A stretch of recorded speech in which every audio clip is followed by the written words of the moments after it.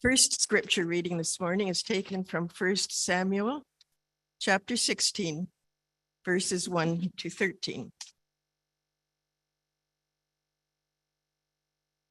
The Lord said to Samuel, "How long will you go on grieving for Saul?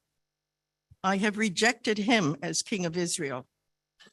But now go get some olive oil and go to Bethlehem to a man named Jesse, because I have chosen one of his sons to be king."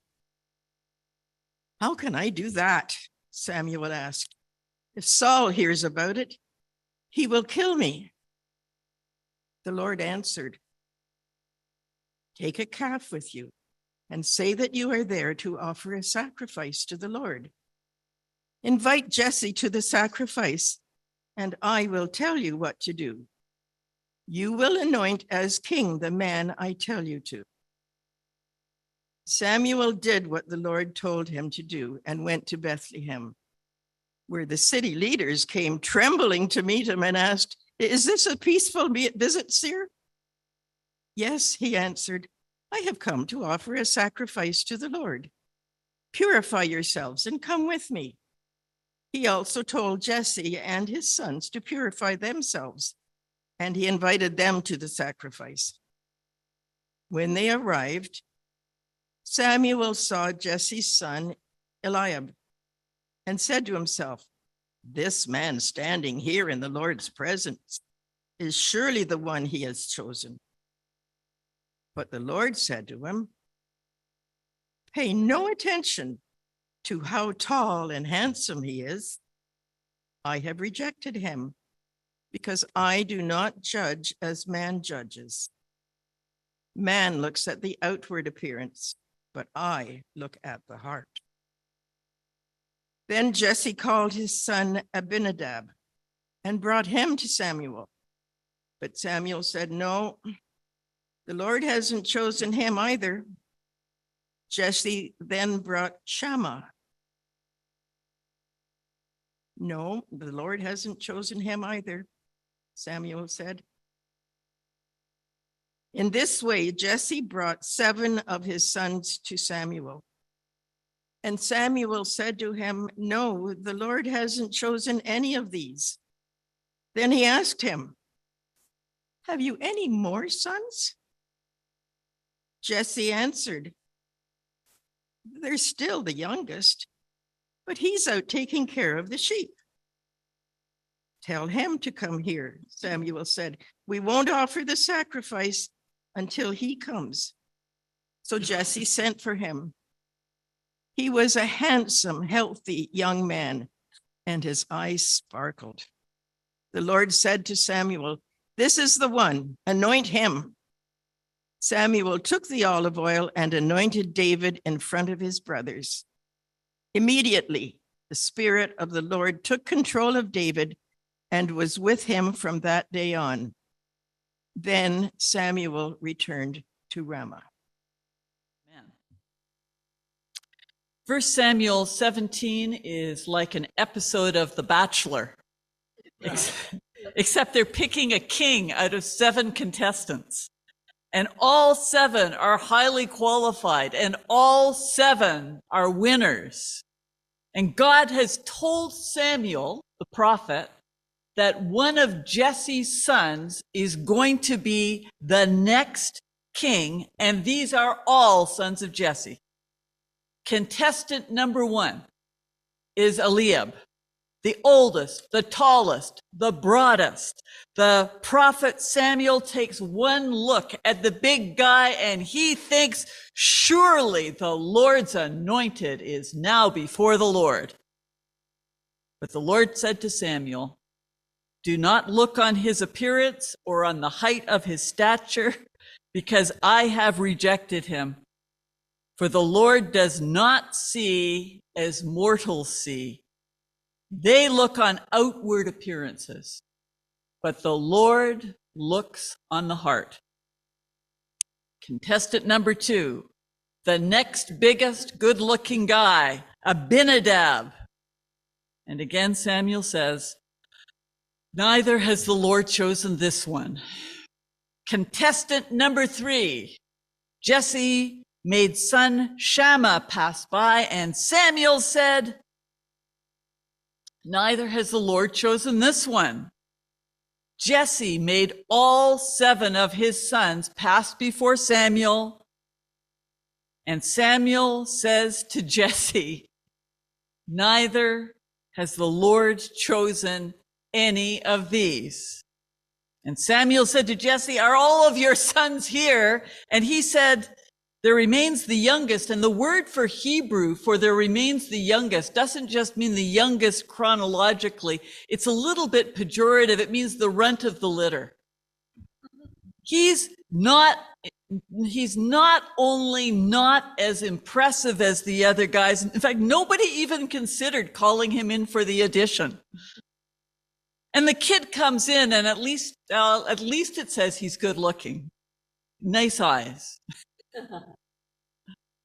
And Samuel immediately anoints him with king and tells the family to keep it secret until the time comes to reveal the true king. How is that possible? Because God does not look at the outward appearances that other people look at. God looks at where? The heart. Doug and I went to high school with a guy. We didn't know him really well, but he was a nice, likable guy. He was a prefect. And when I went to university, we kind of reconnected in our undergrad because he was friends with a friend of mine. And when we came back to Brampton, we reconnected again. And he won a downtown condo in a contest. I think it was the Princess Margaret. He was really generous with his condo. And there were other friends of Doug's when they were in town. And when our friend was out of town, he would let them have the use of his condo, let them have the use of the condo with the teenage daughters. It was a great weekend away in Toronto. And then one day we saw an article in the paper that a guy with the same name who worked for the same company had been arrested for planting secret cameras and taking videos of minors. And we thought, no, that's not the guy we know. Because it didn't seem possible because we knew him and, he didn't seem off. But, we couldn't see his heart. All we could see was outward appearances, and the outward appearances looked just fine. David was a man after God's heart. We see that. It says that in 1 Samuel 13. It says that in Acts chapter 13. It says that in 1 Samuel 17. What does that mean that he is a man after God's heart? I'm going to tell you 4 mini stories about David. I'm kind of assuming you know the longer versions, but you can find them in 1 Chronicles and in 1 Samuel. So, first story. Old King Saul was a shrewd man. He realized at a certain point that God had a special plan for David, and that plan might involve David becoming king after him. And if you are a king, what do rulers do with rivals? You get rid of them. You eliminate them. So God's anointed King David had to go into hiding to get away from these assassination attempts while old King Saul kept going after him. And it's kind of a hilarious story. One day, David is hiding at the very back of a cave, and who should come in to use the back of the cave as a toilet? But Saul. And it's dark in there, and you can just picture David is crouching at the very back. Saul is crouching right in front of him. David has a sword. He has an opportunity to end this problem right now. So David takes his sword, and while Saul is occupied, he cuts the back off his shirt with his sword, off his tunic. And when Saul gets a distance away from the cave, David stands at the entrance. I'm rewording this a little bit. But the story's right. David stands at the entrance of the cave, waves the back of his shirt, says, Saul, you missing anything? I could have killed you in there, but I didn't. I am not your enemy. And then Saul pretends to apologize and goes right back to trying to kill David. Story number 2. When David and his friends are in hiding, the way they support themselves is they go on raids on the Philistine villages, which are the Philistines and the Israelites were enemies at the time. And when they go on one raid, some of the guys have to stay back looking after their stuff, the baggage. And some of the guys go into the city and do their army looting and pillaging thing. And when they came back, the fighters said, we worked hard for all this loot. We did the dirty work. We were the fighters. We keep the loot. And David, who as a leader was entitled to at least half of all of the proceeds, David says, no. They also serve who stand and wait. The guys who look after the baggage get the same share as the ones who went out and did the fighting, and the leader got the same share as everybody else. Even when David was entitled, he wasn't entitled. Third story. When David became king, he was really popular. Every good thing that happened, he got the credit. Every bad thing that happened, somebody else got the blame. You may have worked for somebody like that. One of the perks of being boss, but not David. David created these elite groups of heroes. He made them heroes. There was a group that was called the Three, who were the top 3 heroes, and a group called the 30 Mighty Men. And they were given big credit for the things. He made them famous. He made them heroes. One more story. This is a sad story. David was a man after God's own heart, but he messed up in a very human way.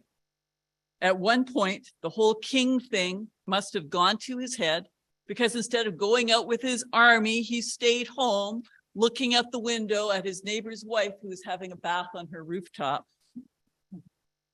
And he called her over, and you can debate, did she have a choice or did she not? And you could say, why was she having a bath under the king's window? You could say, why was he staring up? The short story is that he called her over. One thing led to another. She was pregnant, and now he's got a problem because her husband is away. And so he tries to do a bit of a cover-up, and he messes it up completely. David arranges to get her husband killed, and then the baby dies, and it's a mess.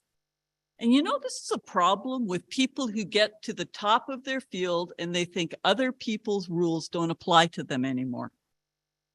And the prophet Samuel confronts the king, which is kind of a dangerous thing to do, because when you're king, you don't have to listen to that anymore. And what you see then is David's heart. Because when David was confronted with his wrong, he didn't attack and said, you've got no business talking to me like that. And he didn't say it wasn't wrong because it was consensual. He didn't lawyer up, because David knew the commandments. And he said he knew that he was king, but he remembered who was the King of Kings. And so David tore his clothes and put ashes on his head. He married the woman. He repented. He took every step to make things right. See, he was a man after God's own heart who knew enough to turn around when he was going down the wrong road. And God sees that strength and beauty are not external, they're internal. Just like the one who spoke the words from the cross, Father, forgive them, for they know not what they do. Kings consolidate power and eliminate the competition. Not this king. In the Bible, it's almost like God is dyslexic because he keeps getting things mixed up according to our standards. There is a human template for success. Whoever is in charge takes control, eliminates political rivals, covers up their mistakes, and accumulates as much wealth as they can in the process. Has that changed? But Jesus gives away power to his disciples. He says, when the Holy Spirit comes, you will do greater things than I have done. And Jesus could have run his own revolution. He could have called down legions of angels to wipe out everybody. But he didn't choose that way. He chose the cross. And Jesus, 2 Corinthians 8:9 says that Jesus, though he was rich for our sake, became poor so that through his poverty we might become rich. Why is it important for us as followers of Jesus to learn the difference between outward appearances and the inner heart that reflects the kingdom of God? Well, one day, Doug and I were on a trolley car in Lisbon, Portugal. It was crowded. And we were near that, the back entrance that opens up to let people out. We were near there. And a guy nudged Doug and said, look, pointed down. And that moment that he was distracted, what we didn't know is that he was getting his wallet lifted out of his front pocket where it was just way down at the bottom. But it slipped out of the guy's hand as he was pointing down and stepping out of the bus. And so Doug grabbed it just as the guy was stepping out of the bus. Smooth operator. And that's what happens to us when we get distracted looking at the obvious thing that's not the thing, what the superficial thing. Actually, often we're getting our pockets picked. It's one reason, actually, we're going to have to start talking about mission as a church because, we ask the question, why is this church here? What is God's plan for this church? The question I ask when I'm doing a seminar is I said, if this church was to disappear off the face of the earth tomorrow, who besides its members would notice that it was gone or care? Because if we don't know our mission, we're going to go chasing rentals or reliving past glories or whoever comes up with a bright, shiny plan. But God has a plan, and it may not be obvious, and it may not be bright and shiny, or it may be. There's one reason, I think, it's my opinion, why this time we have here in Sanderson Hall isn't all bad, because your ability, you people, your ability to worship here in Sanderson reflects an ability to see the heart of God in a way that runs deeper than curved pews. That's significant. You can't do that with a superficial heart. And the second reason we need to know that difference between superficial and a heart that reflects God is it's important to know that in order for you to have a good life.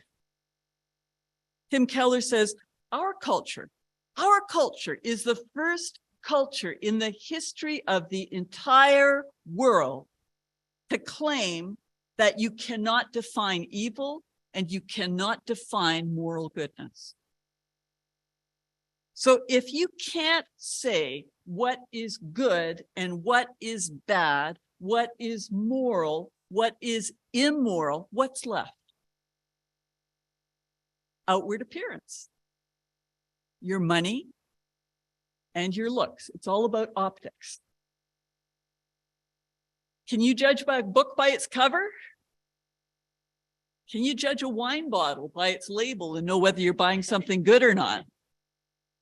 I can tell which one's closer to home here. There's an app for that. You know, the real evil of the pornography industry is that it deeply trains brains to look at external beauty and the quality of skin and not quality of character. And if you try to form a long-term relationship with beauty and quality of skin, if you ever pass a mirror and you just glance at it, you say, "Well, I wonder when that happened."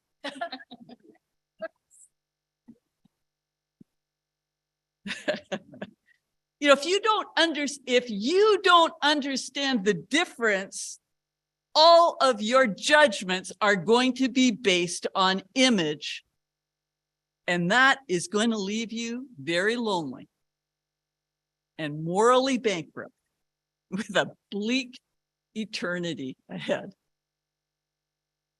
And the third reason we need to know the difference between what is superficial, between the optics and the heart, is that Jesus said that there will be false messiahs and there will be false leaders who will come to you with all of the answers and all of the numbers and all of the dollars and maybe the next great plan, but God doesn't look at that first. God looks at the heart.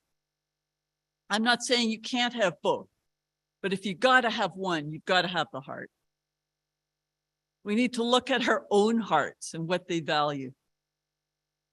There's a kind of a fairy tale, kid's fairy tale, where a cat was playing in a yard. Oh no, a mouse was playing in a yard when a cat spotted it, started to chase it, and the mouse calls out to its fairy godmother, "Help me, turn me into a cat." So the fairy godmother turns the mouse into a cat. And the cat's out in a field and a dog starts chasing it. So it calls its fairy godmother, says, "Quick, turn me into a dog."